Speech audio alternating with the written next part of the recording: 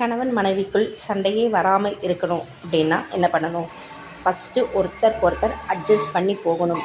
எதுவாக இருந்தாலும் பேசி தீர்க்கணும். மூணாவது தேர்ட் பர்சனை நம்ம லைஃப்பில், பர்சனல் லைஃப்பில் இன்டர்ஃபியர் ஆக்கக்கூடாது. ஈகோ இருக்கக்கூடாது. ஒரு கோயிலுக்கு போகிறோம், ஒரு ஃபங்க்ஷன் போகிறோம் அப்படின்னா 2 பேரும் ஒத்துமையாக போகணும். மற்றவங்க கண் எதிர்க்க நம்ம சண்டை போடுற மாதிரி தெரியக்கூடாது. அதுக்கப்புறம் எவ்வளோ சண்டை வந்தாலும் உங்கள் 2 பேருக்குள்ளேயே தான் தீர்த்துக்கணும். காலையில் எந்திரிக்கும் பொழுது கணவன் மனைவியின் முகத்தை பார்த்து தான் எழுந்துக்கணும். மனைவி ஆணினுடைய அவங்க ஹஸ்பண்ட் இருக்கார் பாருங்க, அவரை பார்த்து தான் எந்திரிக்கணும். அதே சமயத்தில் அவர் காலையில் எழுந்த உடனே அவர் காலை தொட்டு கும்பிடணும். இந்த மாதிரிலாம் நம்ம லைஃப்பில் கணவன் மனைவிக்கு இடையே ஒருமித்த கருத்து இருந்துச்சுன்னா அவங்க லைஃப்பில் என்றைக்குமே யாராலேயுமே பிரிவே வராது.